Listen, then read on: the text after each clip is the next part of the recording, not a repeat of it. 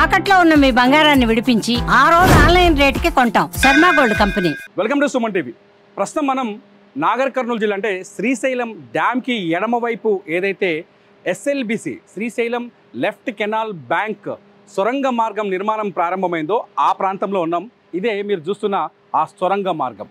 ఈ సొరంగ మార్గం ఇక్కడ నుంచి దాదాపు 13.5 కిలోమీటర్ల లోపలికి ఉంది. 13 కాదు, దాదాపు 14 కిలోమీటర్ల లోపలి వరకు తవ్వుతూ వెళ్తున్నారు. ఆ సొరంగ మార్గం ద్వారా వచ్చే మట్టిని ఈ బెల్ట్ ద్వారా తీసుకొచ్చి బయటకు పంపిస్తూ ఉంటారు. సో ఆ సొరంగ మార్గం తవ్వకాల్లోనే ఇప్పుడు ఈ ప్రమాదం జరిగింది.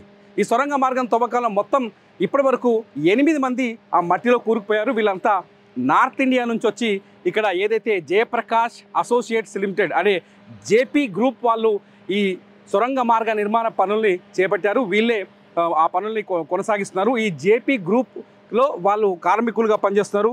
లోపల ఇరుకుపోయిన వాళ్ళ పేర్లు సన్నీ సింగ్, గురుప్రీత్ సింగ్, సంతోష్ సాహు, అనూజ్ సాహు, జక్తాజస్, సందీప్ సాహు, మనోజ్ కుమార్, శ్రీనివాస్ అని తెలుస్తుంది.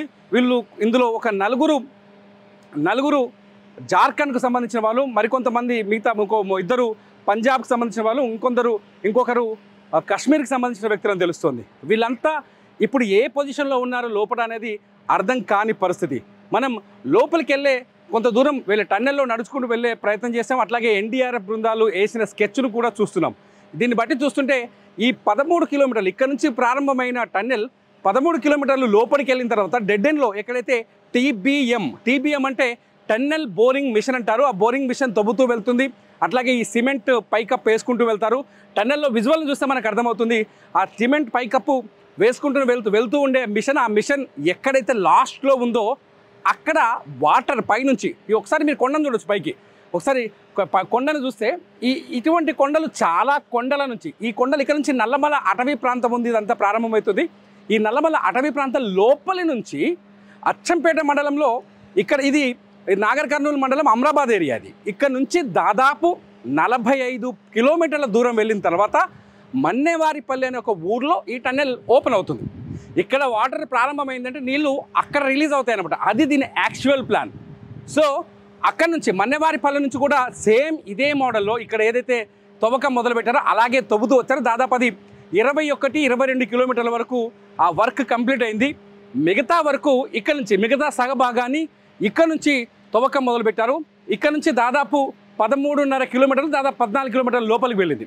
అయితే మధ్యలో ఒక 9 నుంచి 10 కిలోమీటర్ల వరకే తవ్వకం ఆగిపోయింది. ఆ తవ్వకం పనులు 2010 వరకు కొనసాగాయి. కానీ 2010 తర్వాత వివిధ కారణాలతో ఆ పనులు ఆగిపోయాయి. ఇది వైఎస్ రాజశేఖర రెడ్డి అధికారంలో ఉన్నప్పుడు ఉమ్మడి ఆంధ్రప్రదేశ్లో 2005లో దాదాపు 2500 కోట్ల బడ్జెట్తో ఈ ప్రాజెక్ట్ని మొదలుపెట్టారు. 2010కి వచ్చేసరికి పనులు తగ్గిపోయి ఆ పనులు ఆగిపోయాయి.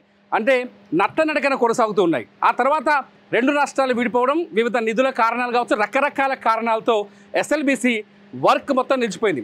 ఈ కారణాలన్నింటి తర్వాత రేవంత్ రెడ్డి ప్రభుత్వం ఎప్పుడైతే కాంగ్రెస్ ప్రభుత్వం అధికారంలోకి వచ్చిన తర్వాత ఈ టన్నెల్ పనుల్ని మళ్ళీ ప్రారంభించాలని నిర్ణయించుకుంది.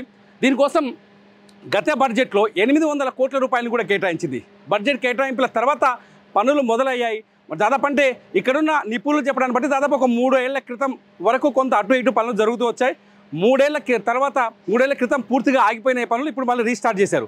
ఆ టీబీఎం ఏదైతే టన్నెల్ బోరింగ్ మిషన్ ఉందో ఆ మిషన్ లోపల తవ్వుతూ వెళ్తుంది. ఆ మట్టిని ఈ సివరేజ్ బెల్ట్ ద్వారా బయటికి తీసుకొస్తూ ఉన్నారు. సో ఇప్పటి వరకు ఏ సమస్య రాలేదు. చిన్న వాటర్ ఊటా లాంటిది వచ్చినప్పటికీ కూడా ఎటువంటి సమస్య లేకుండా ఉండి దాన్ని రెస్క్యూ చేయటం, లేకపోతే దాన్ని కంట్రోల్ చేసి పనుల్ని ముందుకు కొనసాగించేవారు. కానీ ఈసారి వచ్చిన సమస్య అతిపెద్ద సమస్యగా చెప్తున్నారు.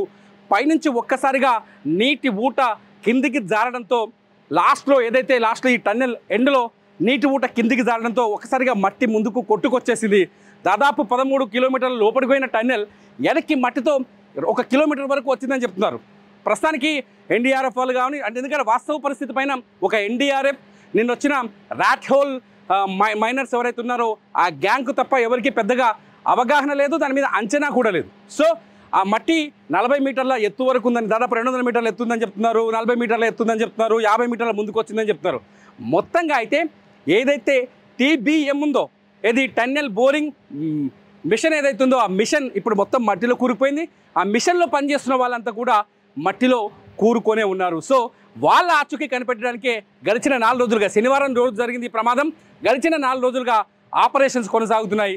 SDRF వచ్చింది ఇక్కడికి, NDRF వచ్చింది, ఆర్మీ వాళ్ళు వచ్చారు, నేవీ వాళ్ళు వచ్చారు, నవయుగ కంపెనీకి సంబంధించిన వాళ్ళు వచ్చారు, అట్లాగే JP కంపెనీ వాళ్ళు ఉన్న నిపుణులు ఇక్కడ పనిచేస్తున్నారు. అట్లాగే ఇప్పుడు ర్యాట్ హోల్ మైనర్స్ వాళ్ళు ప్రస్తుతానికి వాళ్ళ మీదనే ఇంకా ఆశలు కొనసాగుతున్నాయి. ఎందుకంటే ర్యాట్ హోల్ మైనర్స్తో మనం మాట్లాడినప్పుడు మనకు సుమన్ టీవీకి ఇంటర్వ్యూ ఇచ్చినప్పుడు ఒక విషయం చెప్పారు, ఖచ్చితంగా ఈ ఆపరేషన్ని మేము సక్సెస్ చేయగలము అని చెప్తున్నారు. ఆ టీం అంతా ప్రస్తుతం ఇక్కడనే ఉంది, లోపల పరిస్థితులు కానీ వాళ్ళకి కావాల్సిన పరికరాల్ని తెమ్మని చెప్పారు. ర్యాట్ హోల్ వాళ్ళు గతంలో ఉత్తరాఖండ్లో ఏదైతే టన్నెల్, రోడ్డు కోసం తవ్వుతున్న టన్నెల్ కూరుకుపోయింది, దాదాపు 41 మంది ఆ టన్నెల్లో ఇరుక్కుపోయారు. 17 రోజుల పాటు నిద్రాహారాలు లేకుండా తీవ్రమైన స్థితిలో ఉన్న వాళ్ళని ర్యాట్ హోల్ మైనర్స్ ఒక్క రోజులోనే బయటకు తీసుకొచ్చారు. సో వాళ్ళ హెల్ప్ ఏమైనా ఉపయోగపడుతుందని ఇప్పుడు గవర్నమెంట్ ఆశగా ఎదురు చూస్తుంది. అందరూ సైంటిస్టులు కావచ్చు, నిపుణులు కావచ్చు, ప్రస్తుతానికి అంచనాలు కొనసాగుతున్నాయి. ఇప్పటివరకు అయితే ఆ 8 మంది ఎవరైతే నేను ఇప్పటిదాకా పేర్లు చెప్పానో ఆ 8 మంది పరిస్థితి అనేది ఒక అంచనాకు రాలేదు.